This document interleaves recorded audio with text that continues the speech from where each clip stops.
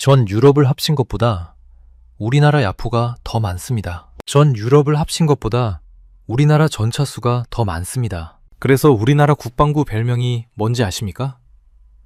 포방부입니다. 그런데 지금 이 순간 독일도, 프랑스도, 폴란드도 한국에 줄을 서고 있습니다. 무기를 사겠다고요. 130조 원. 지금 전 세계가 한국에 주문해놓고 기다리고 있는 무기 금액입니다. 독일한테 전차를 주문하면 10년을 기다려야 합니다. 한국은 수개월이면 배달합니다. 세계 최강이라던 유럽이, 중동의 산유국들이 왜 한국 무기에 목을 매는 걸까요? 오늘 영상에서는 세 가지 이야기를 다뤄보겠습니다. 첫 번째, 전 세계가 갑자기 무기를 사재기하는 진짜 이유. 두 번째, 왜 하필 미국도 독일도 아닌 한국인가? 세 번째, 다음 잭팟은 어디인가? K방산의 미래 먹거리까지. 오늘 이 영상 하나면 전 세계 군사력 지도가 어떻게 바뀌고 있는지, 그리고 그 중심에 왜 한국이 있는지 누구나 쉽게 이해하실 수 있을 겁니다. 그럼 바로 시작하겠습니다. 본격적인 분석에 들어가기 전에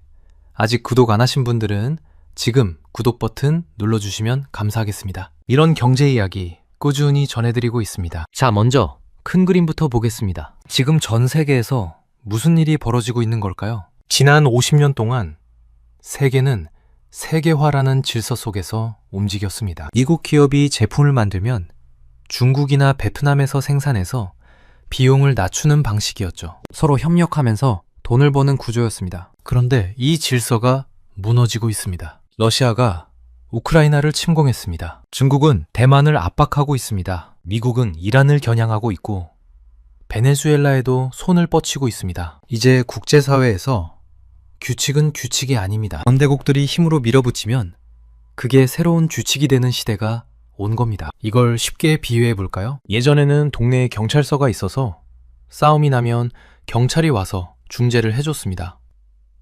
그런데 이제는 경찰서가 없어진 거예요. 힘센 사람이 주먹으로 해결하는 동네가 된 겁니다. 그러니까 각 나라들이 어떻게 하겠습니까? 나도 힘을 길러야겠다. 나도 무기를 사야겠다. 이렇게 된 거죠. 특히 유럽이 급합니다. 왜 급할까요? 유럽은 전쟁의 역사입니다. 로마 시대부터 1차 대전, 2차 대전까지 계속 싸워왔던 대륙이에요. 그래서 러시아가 우크라이나를 침공하는 걸 보면서 유럽 국가들은 소름이 돋았을 겁니다. 다음은 누구 차례지? 특히 폴란드는 절박합니다. 폴란드는 1차 대전 때도 2차 대전 때도 가장 먼저 침공당했던 나라입니다. 국토가 유린당하고 국민들이 학살당했던 아픈 역사가 있어요. 그럼 폴란드 바로 옆에 지금 러시아가 있습니다. 우크라이나를 치고 있는 그 러시아가요, 폴란드 입장에서는 가격이 중요한 게 아닙니다. 성능이 중요한 게 아닙니다. 제일 중요한 건 단 하나. 내가 먼저 무기를 확보할 수 있느냐 이겁니다. 그런데 문제가 생겼습니다. 유럽 국가들이 무기를 사러 갔더니 가게에 물건이 없는 겁니다. 독일한테 레오파르트 전차를 달라고 했더니 뭐라고 합니까? 우리도 지금 자국 군대 물량 채우기도 바빠요. 10년은 기다리셔야 합니다. 프랑스도 마찬가지입니다. 영국도 마찬가지입니다. 이게 무슨 상황이냐면요, 동네에 갑자기 불이 났는데 소방서에 전화했더니 소방차가 다 출동 중이라 못 간다는 거예요. 우리 동네에 불 끄기도 바쁘다는 거죠. 그때 한국이 나타났습니다. 우리요? 지금 바로 출발할 수 있어요. 수개월이면 배달 완료입니다. 이게 가능한 이유가 뭘까요? 한국은 세계에서 유일하게 무기 생산 라인을 50년 동안 한 번도 멈추지 않은 나라입니다. 왜 멈출 수가 없었을까요? 북한 때문입니다. 우리는 휴전 상태지 전쟁이 끝난 게 아니거든요. 그래서 항상 무기를 만들고 있어야 했습니다. 자동차 공장처럼 24시간 돌아가는 무기 공장을 가지고 있는 나라가 한국인 겁니다. 숫자로 보면 더 실감이 납니다. 한화에어로스페이스의 2026년 예상 매출은 31조 3천억 원입니다. 수주 잔고만 31조 7천억 원이에요. 현대로템은 매출 6조 8천억 원에 수주 잔고 21조 6천억 원. 한국항공우주 카이는 매출 약 5조 원에 수주 잔고 26조 7천억 원. LIG 넥스원은 매출 4조 6천억 원에 수주 잔고 23조 4천억 원. 이 네 회사를 합치면 수주 잔고가 100조 원을 넘습니다. 130조 원에 육박해요. 이게 무슨 뜻이냐면 지금 당장 새로운 계약을 하나도 안 따내도 향후 10년 이상 먹고 살 물량이 이미 확보돼 있다는 뜻입니다. 2025년 한국 방산 수출액은 152억 달러로 세계 10위권에 안착했습니다. 2026년 목표는 200억 달러예요. 정부는 2027년까지 세계 방산 수출 점유율 5%를 돌파해서 세계 4대 방산 수출국으로 도약하겠다는 비전을 세웠습니다. 미국, 러시아, 프랑스, 다음이 한국이 되겠다는 겁니다. 그럼 여기서 질문이 생깁니다. 빨리 만들 수 있다는 건 알겠어요. 그런데 성능은 괜찮은 건가요? 이 질문에 답을 해주는 유명한 일화가 있습니다. 노르웨이에서 전차 테스트가 있었습니다. 영하 30도의 혹한이었어요. 독일의 최신 전차가 시동을 걸었습니다. 엔진이 돌아가지 않았습니다. 추위에 얼어붙은 거예요. 그 옆에 한국의 K2 전차가 있었습니다. 시동을 걸자마자 바로 출발했습니다. 이 장면을 본 유럽 국가들이 결정을 내렸습니다. 독일 대신 한국을 선택하겠다고요. 왜 이런 차이가 날까요? 한국 무기는 태어날 때부터 혹독한 환경에서 단련됐습니다. 우리나라 생각해보세요. 여름에는 영상 40도까지 올라가고 겨울에는 영하 20도까지 내려갑니다. 장마철에는 비가 쏟아지고 태풍도 옵니다. 탄압 지형에 강도 많아요. 이런 환경에서 매일 훈련하면서 만들어진 무기입니다. 어떤 조건에서도 작동이 안 되면 안 되는 거예요. 그래서 한국 무기는 필드 테스트 완료라는 도장이 이미 찍혀 있는 겁니다. 자, 이제 두 번째 강점으로 넘어가겠습니다. 한국 무기는 레고 블록 같습니다. 무슨 말이냐면요.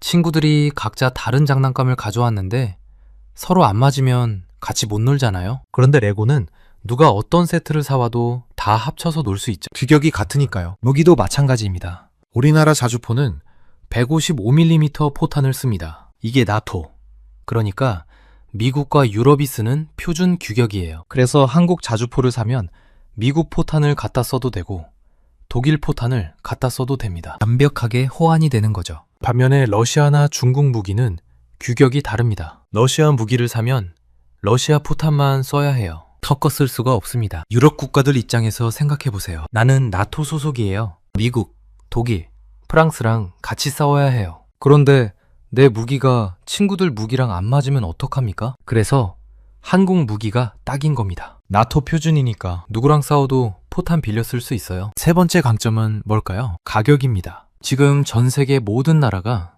재정 상황이 안 좋습니다. 프랑스 보셨죠? 세금 올리고 복지 줄이겠다고 했다가 난리가 났습니다. 미국도 5경이 넘는 빚을 지고 있어요. 5경이면 5천조입니다. 이런 상황에서 무기를 사야 하는데 미국 무기는 너무 비쌉니다. 그런데 한국 무기는 성능은 비슷하거나 더 좋은데 가격은 절반이거나 3분의 1 수준이에요. 비유를 하나 들어볼게요. 동네에 갑자기 파티가 열려서 모든 집이 음식을 주문했습니다. 미국 식당에 전화했더니 이렇게 말합니다. 재료 준비에 3시간, 요리에 5시간 걸려요. 가격은 100만 원입니다. 독일 식당도 비슷합니다. 우리도 바빠서 일주일은 기다리셔야 해요. 가격은 80만 원이요. 그때 한국 식당이 말합니다. 저희요?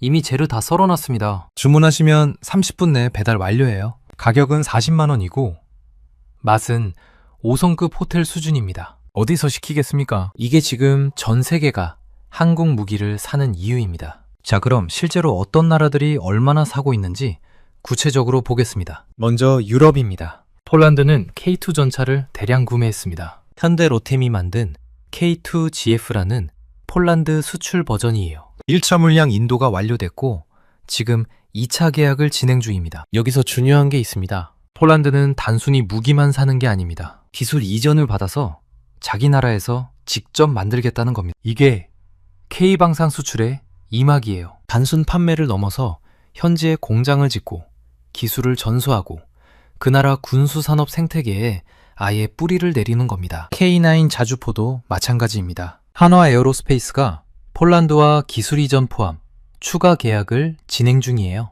천무 다연장 로켓도 수출됐습니다. 폴란드가 잘 쓰는 걸 옆에서 지켜본 나라가 있습니다. 루마니아예요. 루마니아도 K9 자주포 도입을 확정했습니다. 지금은 K2 전차랑 레드백 장갑차 도입 협상을 진행 중이에요. 레드백 장갑차는 호주에서 먼저 성능을 입증한 무기입니다. 이게 이제 유럽으로 넘어가고 있는 거죠. 동유럽 국가들 대부분이 예전에 소련 무기를 썼습니다. 그 무기들을 우크라이나에 지원해줬어요. 호환이 되니까요. 그러고 나니 자기들 창고가 텅 비어버린 겁니다. 이제 새 무기를 사야 하는데 같은 소련 무기를 또 살 수는 없잖아요. 나토 규격으로 바꿔야 합니다. 그런데 유럽 무기는 비싸고 느려요. 그래서 한국으로 오는 겁니다. 자, 이번에는 중동으로 가보겠습니다. 중동은 유럽이랑 상황이 다릅니다. 유럽은 대평원이 많아서 지상전이 중요해요. 전차랑 자주포가 필요합니다. 그런데 중동은 사막이에요. 지상전도 중요하지만 더 중요한 게 있습니다. 하늘에서 날아오는 미사일과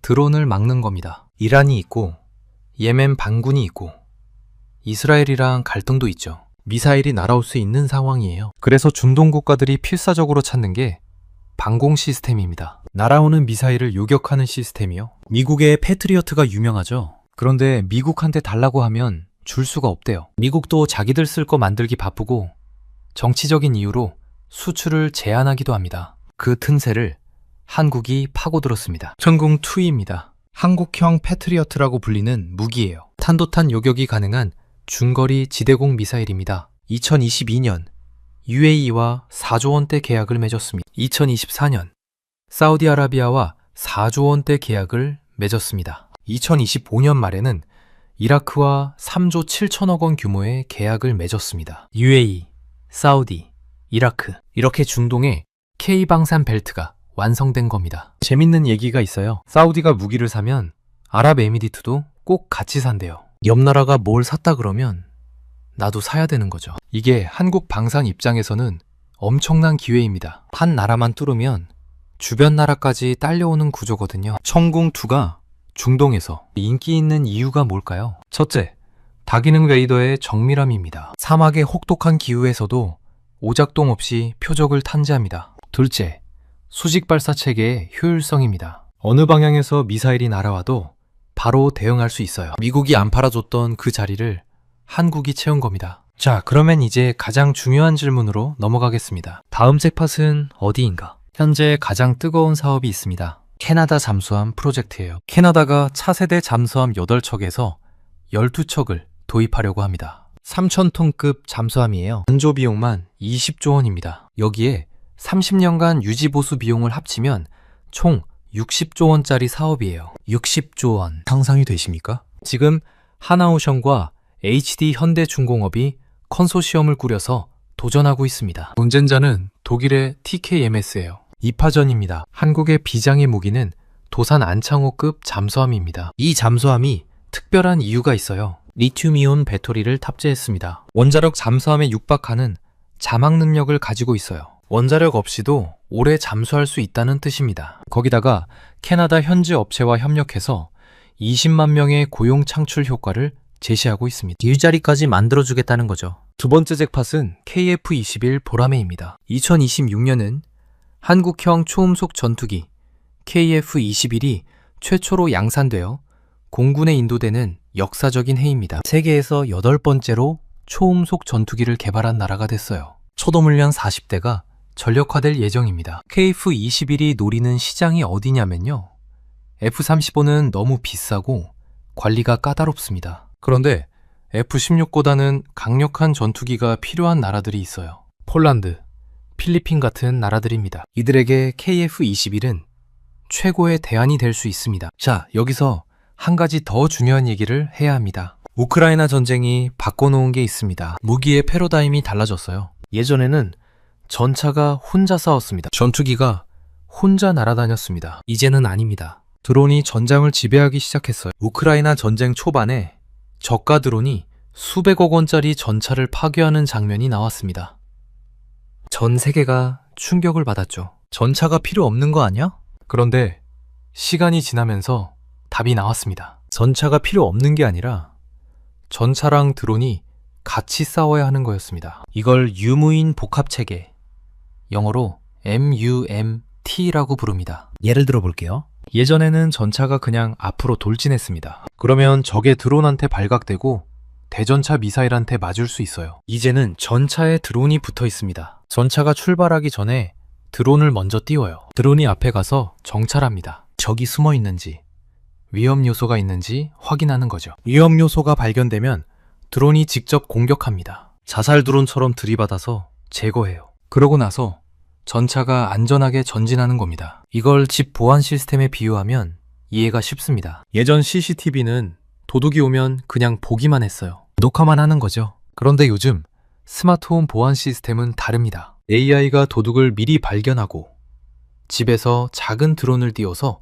도둑 눈을 가리고 자동으로 경찰에 신고합니다. 이게 유무인 복합 체계입니다. KF-21도 마찬가지예요. KF-21 전투기 한 대에 무인기 4대가 연동됩니다. 조종사가 탄 유인기가 무인기들을 지휘하는 거예요. 위험한 지역 정찰은 무인기가 먼저 갑니다. 적의 대공망도 무인기가 먼저 파괴합니다. 조종사는 안전한 후방에서 지휘만 하면 돼요. 이게 미래 전장의 핵심입니다. 그런데 드론 하면 중국 아니냐고 생각하실 수 있어요. 맞습니다. 중국이 드론 물량과 가격에서는 압도적입니다. DJI라는 회사가 전 세계 드론 시장을 장악하고 있죠. 그런데 한국은 다른 방식으로 경쟁합니다. 첫째, 드론을 탐지하는 기술입니다. 아무리 많은 드론이 와도 먼저 발견하면 대응할 수 있잖아요. 한국은 탐지 기술에서 세계 최고 수준입니다. 둘째, 드론을 요격하는 기술입니다. 천공-T가 미사일을 요격하듯이 드론을 요격하는 시스템도 있어요. 셋째, 드론 잡는 드론입니다. 한국에 카이든이라는 드론이 있습니다. 원통 모양으로 생겼는데 적 드론이 나타나면 시속 230km로 날아가서 들이받아요. 자폭해서 적 드론을 무력화시키는 겁니다. 미국에서 이 드론을 보고 놀랬대요. 아, 이런 무기가 있었어? 중국이 창이라면 한국은 방패를 만드는 겁니다. 자, 여기까지 좋은 얘기만 했는데요.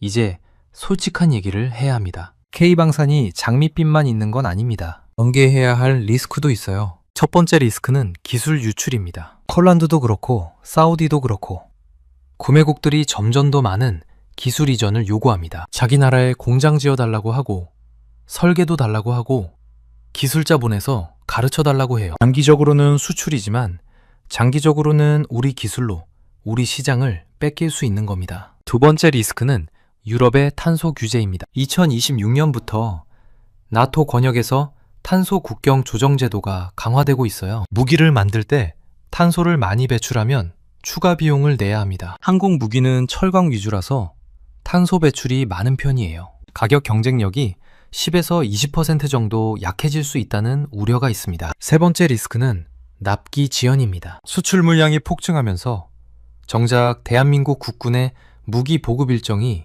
늦춰지는 경우가 생기고 있어요. 빠른 납기가 한국의 최대 강점이었는데 주문이 너무 많이 들어오면 그 강점이 흔들릴 수 있습니다. 이런 리스크들을 관리하면서 가야 합니다. 자, 정리해 보겠습니다. 지금 전 세계는 군비 확장의 시대로 접어들었습니다. 세계화가 끝나고 힘에 의한 질서로 바뀌면서 각국이 자기 방어를 위해 무기를 사재기하고 있어요. 그런데 무기를 팔 수 있는 나라가 많지 않습니다. 미국은 비싸고 느립니다. 독일도 자국 물량 채우기 바쁩니다. 러시아랑 중국은 규격이 안 맞아요. 한국만이 빠른 납기, 나토 호환, 합리적 가격, 검증된 성능을 모두 갖추고 있습니다. 그 결과 130조 원의 수주 잔고가 쌓였습니다. 유럽에서는 K2 전차, K9 자주포, 천무가 팔리고 있고 중동에서는 천공-T가 벨트를 형성하고 있습니다. 다음 잭팟은 60조 원 규모의 캐나다 잠수함과 KF-21 전투기 수출입니다. 미래 기술은 유무인 복합체계, 즉 드론과 기존 무기가 연동되는 시스템이 핵심이 될 겁니다. 이제 한국은 단순히 무기를 파는 나라가 아닙니다. 다른 나라의 안보 파트너가 되고 있어요. 무기를 팔면 그 나라랑 30년, 50년 관계가 이어집니다. 부품도 돼야 하고 수리도 해야 하고 업그레이드도 해야 하니까요. K방산은 이제 반도체를 잇는 대한민국의 새로운 성장 엔진이 되고 있습니다. 여러분은 K방산의 미래에 대해 어떻게 생각하시나요? 가장 기대되는 무기나 프로젝트가 있으시다면 댓글로 공유해주세요. 오늘 영상은 여기까지입니다. 긴 영상 시청해주셔서 감사합니다. 구독과 좋아요 한 번씩만 눌러주시면 정말 큰 힘이 됩니다. 전 유럽을 합친 것보다 우리나라 야포가 더 많습니다. 전 유럽을 합친 것보다 우리나라 전차 수가 더 많습니다. 그래서 우리나라 국방부 별명이 뭔지 아십니까? 포방부입니다. 그런데 지금 이 순간 독일도, 프랑스도, 폴란드도 한국에 줄을 서고 있습니다. 무기를 사겠다고요. 130조 원. 지금 전 세계가 한국에 주문해놓고 기다리고 있는 무기 금액입니다. 독일한테 전차를 주문하면 10년을 기다려야 합니다. 한국은 수개월이면 배달합니다. 세계 최강이라던 유럽이, 중동의 산유국들이 왜 한국 무기에 목을 매는 걸까요? 오늘 영상에서는 세 가지 이야기를 다뤄보겠습니다. 첫 번째, 전 세계가 갑자기 무기를 사재기하는 진짜 이유. 두 번째, 왜 하필 미국도 독일도 아닌 한국인가? 세 번째, 다음 잭팟은 어디인가? K방산의 미래 먹거리까지. 오늘 이 영상 하나면 전 세계 군사력 지도가 어떻게 바뀌고 있는지, 그리고 그 중심에 왜 한국이 있는지 누구나 쉽게 이해하실 수 있을 겁니다. 그럼 바로 시작하겠습니다. 본격적인 분석에 들어가기 전에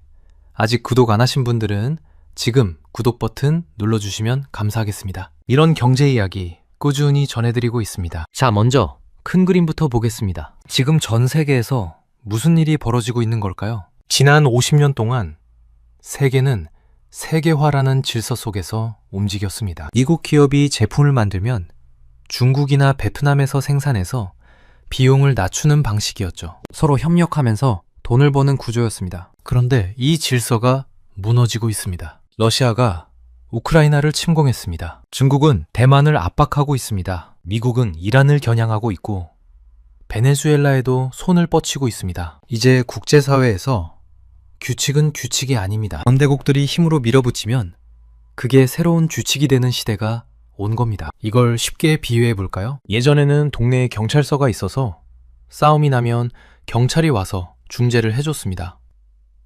그런데 이제는 경찰서가 없어진 거예요. 힘센 사람이 주먹으로 해결하는 동네가 된 겁니다. 그러니까 각 나라들이 어떻게 하겠습니까?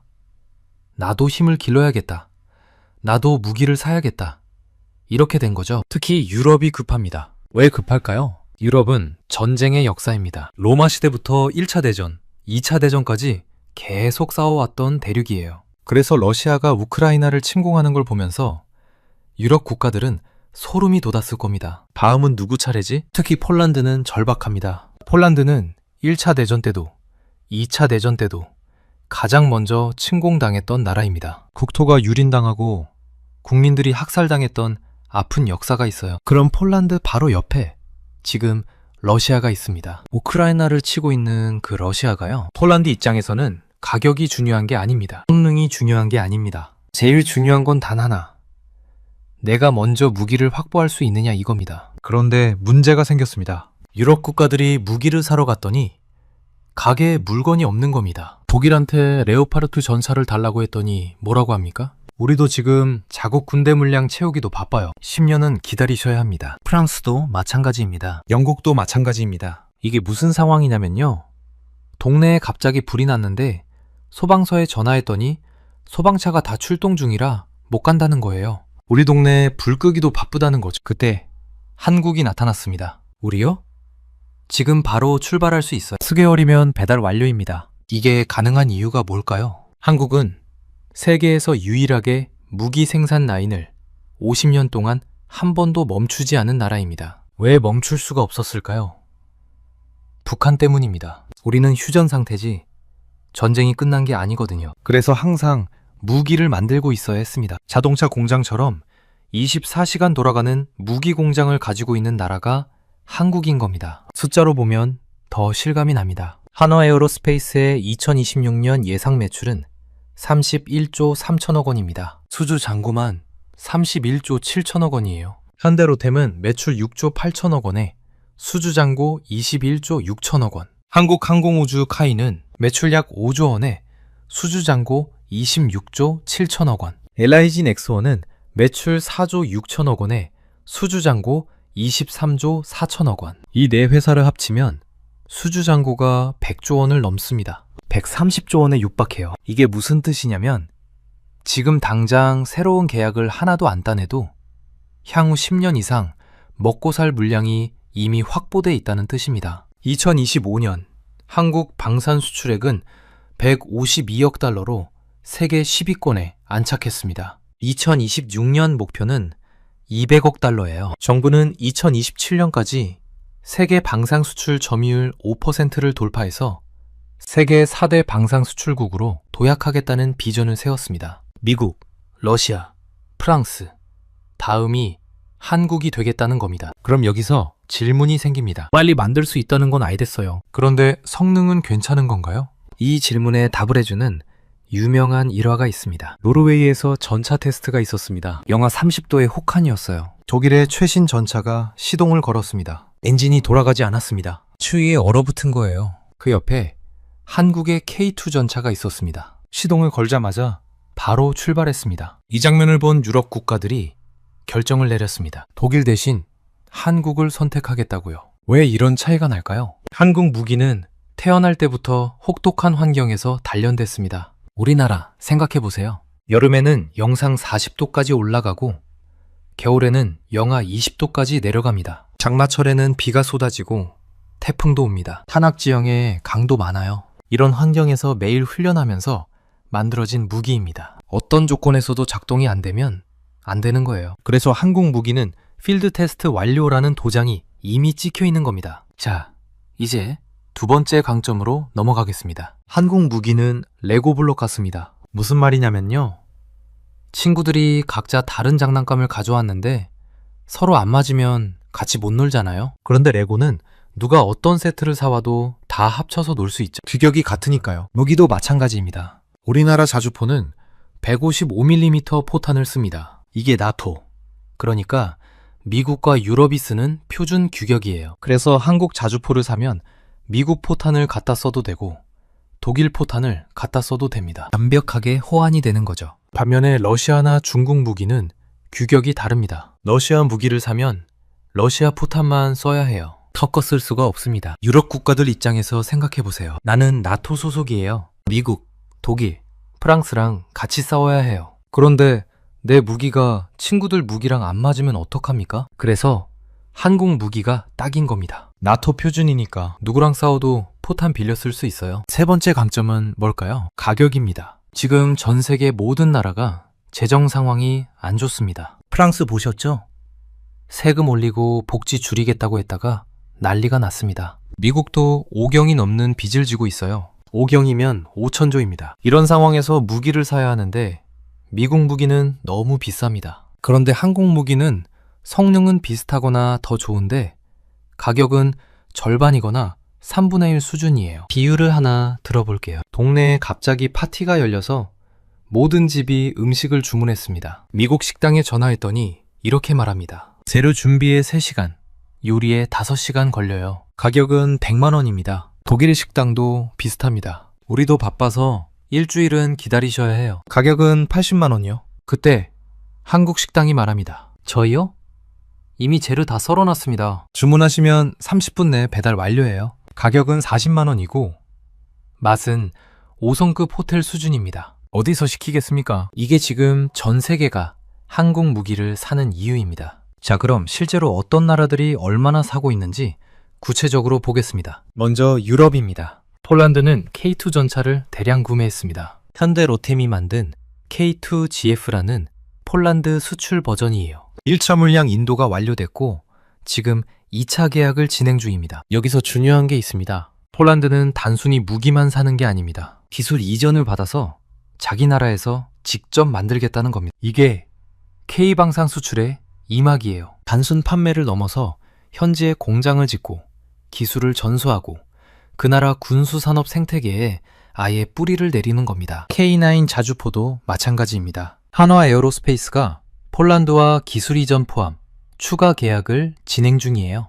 천무 다연장 로켓도 수출됐습니다. 폴란드가 잘 쓰는 걸 옆에서 지켜본 나라가 있습니다. 루마니아예요. 루마니아도 K9 자주포 도입을 확정했습니다. 지금은 K2 전차랑 레드백 장갑차 도입 협상을 진행 중이에요. 레드백 장갑차는 호주에서 먼저 성능을 입증한 무기입니다. 이게 이제 유럽으로 넘어가고 있는 거죠. 동유럽 국가들 대부분이 예전에 소련 무기를 썼습니다. 그 무기들을 우크라이나에 지원해줬어요. 호환이 되니까요. 그러고 나니 자기들 창고가 텅 비어버린 겁니다. 이제 새 무기를 사야 하는데 같은 소련 무기를 또 살 수는 없잖아요. 나토 규격으로 바꿔야 합니다. 그런데 유럽 무기는 비싸고 느려요. 그래서 한국으로 오는 겁니다. 자, 이번에는 중동으로 가보겠습니다. 중동은 유럽이랑 상황이 다릅니다. 유럽은 대평원이 많아서 지상전이 중요해요. 전차랑 자주포가 필요합니다. 그런데 중동은 사막이에요. 지상전도 중요하지만 더 중요한 게 있습니다. 하늘에서 날아오는 미사일과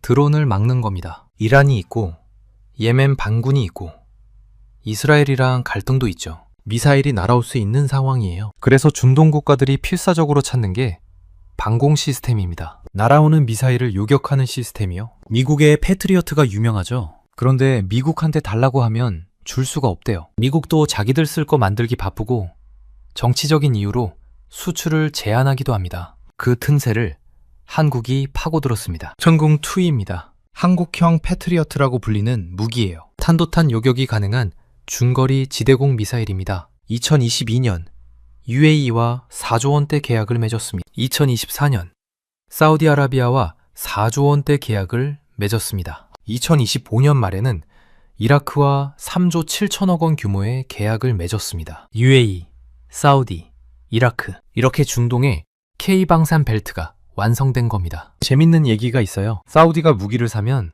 아랍에미리트도 꼭 같이 산대요. 옆 나라가 뭘 샀다 그러면 나도 사야 되는 거죠. 이게 한국 방산 입장에서는 엄청난 기회입니다. 한 나라만 뚫으면 주변 나라까지 딸려오는 구조거든요. 천궁2가 중동에서 인기 있는 이유가 뭘까요? 첫째, 다기능 레이더의 정밀함입니다. 사막의 혹독한 기후에서도 오작동 없이 표적을 탐지합니다. 둘째, 수직 발사 체계의 효율성입니다. 어느 방향에서 미사일이 날아와도 바로 대응할 수 있어요. 미국이 안 팔아줬던 그 자리를 한국이 채운 겁니다. 자, 그러면 이제 가장 중요한 질문으로 넘어가겠습니다. 다음 잭팟은 어디인가? 현재 가장 뜨거운 사업이 있습니다. 캐나다 잠수함 프로젝트예요. 캐나다가 차세대 잠수함 8척에서 12척을 도입하려고 합니다. 3,000톤급 잠수함이에요. 건조 비용만 20조 원입니다. 여기에 30년간 유지보수 비용을 합치면 총 60조 원짜리 사업이에요. 60조 원. 상상이 되십니까?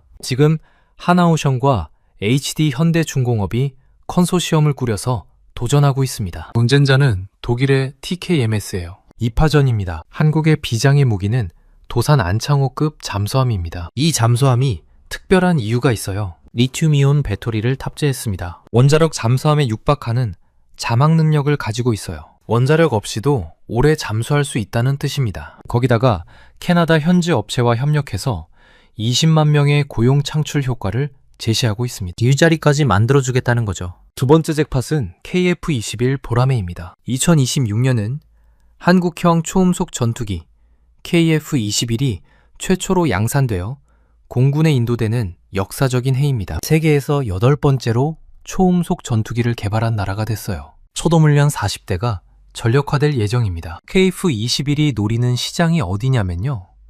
F-35는 너무 비싸고 관리가 까다롭습니다. 그런데 F-16보다는 강력한 전투기가 필요한 나라들이 있어요. 폴란드, 필리핀 같은 나라들입니다. 이들에게 KF-21은 최고의 대안이 될 수 있습니다. 자, 여기서 한 가지 더 중요한 얘기를 해야 합니다. 우크라이나 전쟁이 바꿔놓은 게 있습니다. 무기의 패러다임이 달라졌어요. 예전에는 전차가 혼자 싸웠습니다. 전투기가 혼자 날아다녔습니다. 이제는 아닙니다. 드론이 전장을 지배하기 시작했어요. 우크라이나 전쟁 초반에 저가 드론이 수백억 원짜리 전차를 파괴하는 장면이 나왔습니다. 전 세계가 충격을 받았죠. 전차가 필요 없는 거 아니야? 그런데 시간이 지나면서 답이 나왔습니다. 전차가 필요 없는 게 아니라 전차랑 드론이 같이 싸워야 하는 거였습니다. 이걸 유무인 복합체계, 영어로 MUMT라고 부릅니다. 예를 들어 볼게요. 예전에는 전차가 그냥 앞으로 돌진했습니다. 그러면 적의 드론한테 발각되고 대전차 미사일한테 맞을 수 있어요. 이제는 전차에 드론이 붙어 있습니다. 전차가 출발하기 전에 드론을 먼저 띄워요. 드론이 앞에 가서 정찰합니다. 적이 숨어 있는지, 위험 요소가 있는지 확인하는 거죠. 위험 요소가 발견되면 드론이 직접 공격합니다. 자살 드론처럼 들이받아서 제거해요. 그러고 나서 전차가 안전하게 전진하는 겁니다. 이걸 집 보안 시스템에 비유하면 이해가 쉽습니다. 예전 CCTV는 도둑이 오면 그냥 보기만 했어요. 녹화만 하는 거죠. 그런데 요즘 스마트홈 보안 시스템은 다릅니다. AI가 도둑을 미리 발견하고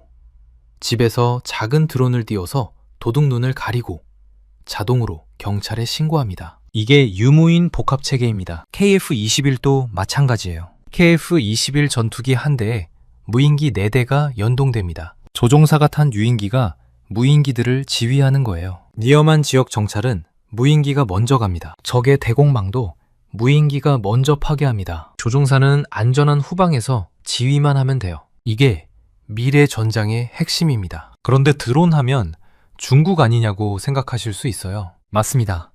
중국이 드론 물량과 가격에서는 압도적입니다. DJI라는 회사가 전 세계 드론 시장을 장악하고 있죠. 그런데 한국은 다른 방식으로 경쟁합니다. 첫째, 드론을 탐지하는 기술입니다. 아무리 많은 드론이 와도 먼저 발견하면 대응할 수 있잖아요. 한국은 탐지 기술에서 세계 최고 수준입니다. 둘째, 드론을 요격하는 기술입니다. 천공-T가 미사일을 요격하듯이 드론을 요격하는 시스템도 있어요. 셋째, 드론 잡는 드론입니다. 한국에 카이든이라는 드론이 있습니다. 원통 모양으로 생겼는데 적 드론이 나타나면 시속 230km로 날아가서 들이받아요. 자폭해서 적 드론을 무력화시키는 겁니다. 미국에서 이 드론을 보고 놀랬대요. 아, 이런 무기가 있었어? 중국이 창이라면 한국은 방패를 만드는 겁니다. 자, 여기까지 좋은 얘기만 했는데요.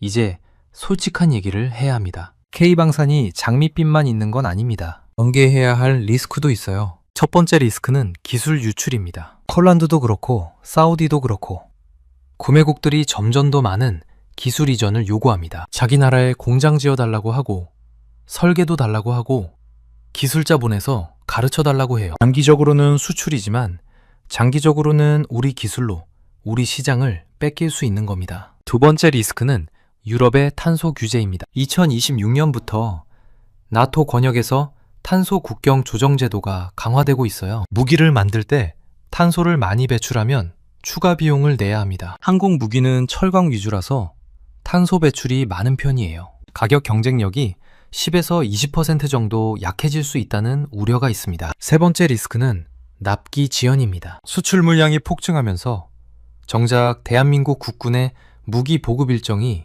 늦춰지는 경우가 생기고 있어요. 빠른 납기가 한국의 최대 강점이었는데 주문이 너무 많이 들어오면 그 강점이 흔들릴 수 있습니다. 이런 리스크들을 관리하면서 가야 합니다. 자, 정리해 보겠습니다. 지금 전 세계는 군비 확장의 시대로 접어들었습니다. 세계화가 끝나고 힘에 의한 질서로 바뀌면서 각국이 자기 방어를 위해 무기를 사재기하고 있어요. 그런데 무기를 팔 수 있는 나라가 많지 않습니다. 미국은 비싸고 느립니다. 독일도 자국 물량 채우기 바쁩니다. 러시아랑 중국은 규격이 안 맞아요. 한국만이 빠른 납기, 나토 호환, 합리적 가격, 검증된 성능을 모두 갖추고 있습니다. 그 결과 130조 원의 수주 잔고가 쌓였습니다. 유럽에서는 K2 전차, K9 자주포, 천무가 팔리고 있고 중동에서는 천공-T가 벨트를 형성하고 있습니다. 다음 잭팟은 60조 원 규모의 캐나다 잠수함과 KF-21 전투기 수출입니다. 미래 기술은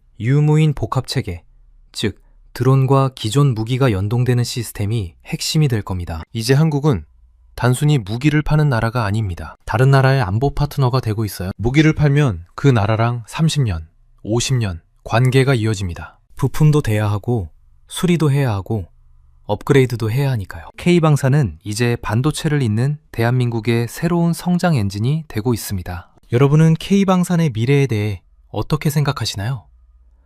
가장 기대되는 무기나 프로젝트가 있으시다면 댓글로 공유해주세요. 오늘 영상은 여기까지입니다. 긴 영상 시청해주셔서 감사합니다. 구독과 좋아요 한 번씩만 눌러주시면 정말 큰 힘이 됩니다.